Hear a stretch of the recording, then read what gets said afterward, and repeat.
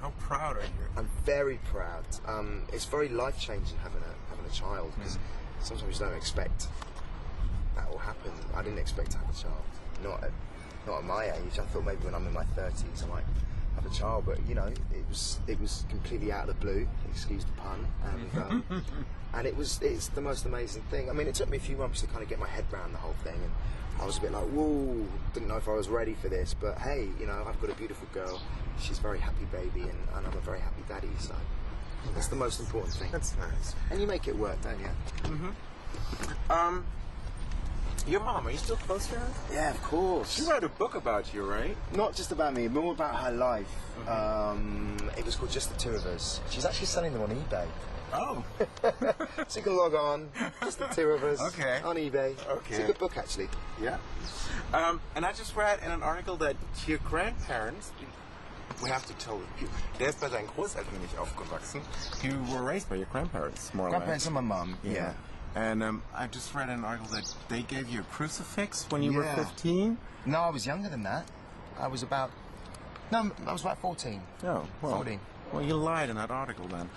Anyway, they gave you this crucifix, and you said that you still carry it around with you? Yeah, I actually tie it. It's above my bed, and I always kiss it before I go to sleep. And yeah, it's quite a sentimental thing. And it broke actually, and I had to go and get it fixed because I was just like, I can't break. So it means a lot. I'm one of these sentimental people. I've got lots of like little rocks and things that people have given me, and I think things like that are more important to me than a flashy present.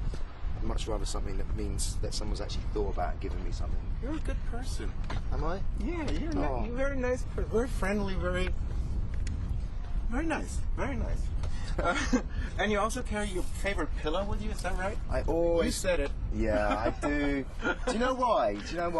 I've had my pillow since I was little, and it's a feathered pillow. And when you go travelling around in these hotels, you get a lot of these foam pillows, and I hate them. Yeah, I just can't get a good night's they sleep make you on sweat. them. They're just horrible. I just can't get a good night's sleep. You can't make them all, you know, nice. And so I just carry my own pillow with me, and it's great because I do a lot of flying. So I'm the one who's on the aeroplane, fast asleep, nice and comfy, and everyone's just like, where can I put my head? So I think, hey, I'm sensible. Are you still in touch with the boys from Blue? Yeah, I spoke to Lee actually day before yesterday, and he's just invited me over to his house to cook dinner. He's going to cook dinner, so yeah, which is nice. And I see Simon quite a lot because he's on the same label as me, so we get to kind of hang out, which is cool. I don't really see Anthony as much. He's in the West End show. Anthony's the one who wanted to go to your Eurovision Song Contest. Yes, he's in the West End doing a musical. Did you watch it this year? I was in LA when it happened. It was so nice. It's crap, isn't it? The songs on your album. Suffer. Yes. It's not a nice name for a song. I think it's a good song though. It is a good song, but it's got a nice sentiment. It's like, don't suffer alone, suffer with me. And it's kind of, it's just a nice sentiment. It's one of my favourite songs, that is. Is it? Yeah. I Come Alive. Yeah. Tell me about it. I Come Alive. I Come Alive was one of the first songs I wrote. I wrote it with a guy called Andreas Carlson, who's responsible for some of the biggest hits of Britney.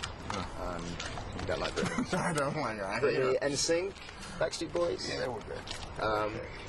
And he's just a great songwriter, and it was just cool to work with him in LA and write a track. It's just it's a bit more rockier, that track. It's got a good chorus, quite catchy, and it's good to perform as well because you can kind of let your hair down, so to speak, and run around the stage. Get wild. Get wild. Can't Stop a River?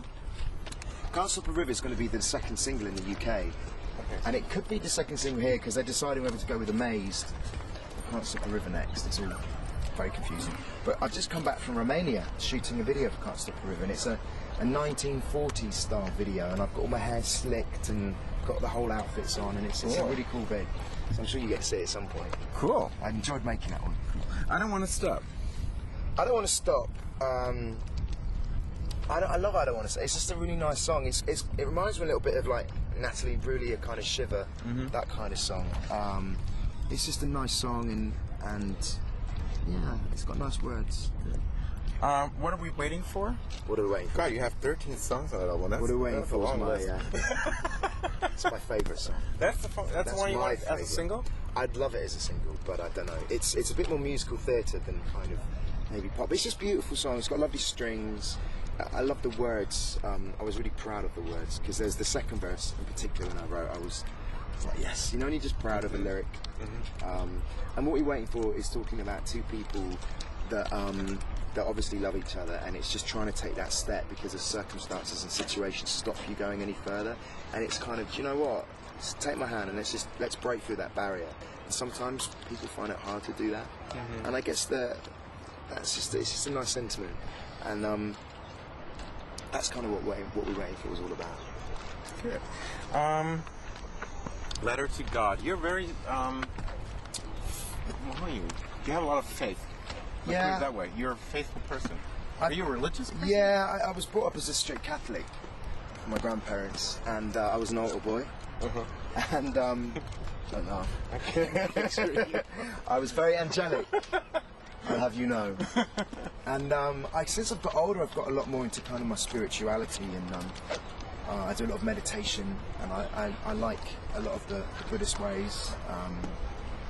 And I guess that I just have my own kind of faith now, and I just like to think that I do still enjoy going to church. I still enjoy praying to God and having little moments, and I think that I feel good for it. You know, I feel that I'm expressing myself, and I don't feel ashamed to say that I have faith. I remember when I was at school, especially in England, if you said you went to church, you got kind of like bullied, laughed at, and I was always quite frightened to tell my friends that I went to church on a Sunday. And I'm old, you know, I'm really proud of that fact. So you're a believer in good. Yeah, I do believe in good. I was brought up, I'd like to think, well, with good morals, and you know, we all make mistakes in life, but I don't think you have a lot of negative thoughts. That's good. I try not to. I think positivity's good. That's good. Very nice. Save the moment for me.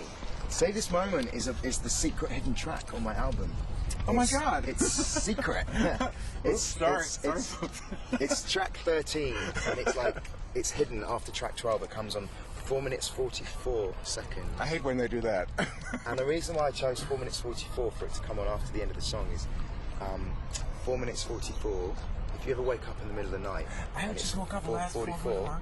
That means the angels are with you. So the angels wake you up. Really? Because I woke up last week. I had a day when I woke up at 4:44. Did you really? Yeah, really. The angels woke you up. That's what it means. The angels woke you up. So the angels were with you at that. That's a really good thing. Just to let you, there's a little side to say that they're there, they're with you. It was so worth meeting you. It is, it's true. So I wanted that song to come on at 4 minutes 44 because it's just like, I think it's such a beautiful song. And the angels. I didn't know that. Yeah. Oh, die Engel waren mit mir letzte Woche, als ich um 4:44 aufgewacht bin. 4 minutes 44. So if you wake up in the middle of the night, for some unknown reason, you look at your clock and it's 4:44, you know you've been woken up by the angels. Oh, that's so cute. Yeah. That's so nice. Okay. What about a Blue reunion? Is that possible? I'll take that. They're doing that. They're making millions. Yeah. I don't know. You know, maybe one day. Right now, no. But who knows? The future's bright. Who knows what's going to happen? I'd like to think we'd get on stage and perform again together, but I can't see it happening in the too near future. But who knows? Anything else you want to say? No, it's just been lovely to be here. It's beautiful in Berlin, and yeah, I've enjoyed my day. Thank you for a lovely interview. Thank you. Thank you, sir. Thank you. Take Thank care. You. And good luck. Thank you very much. And I'll speak to you soon. Yeah. See you next time you're here. All right. Take care. Bye.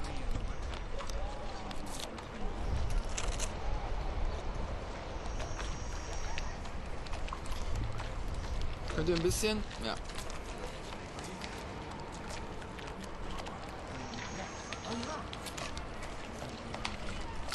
Könnt auch ruhig mal stehen bleiben.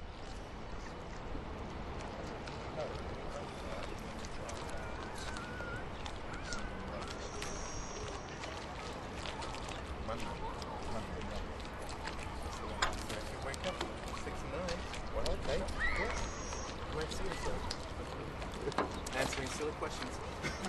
Is it going to be not that silly. No, it was good. I like you. It's much more fun because I get the same one question at a time. I much prefer interviews like that. It's great fun.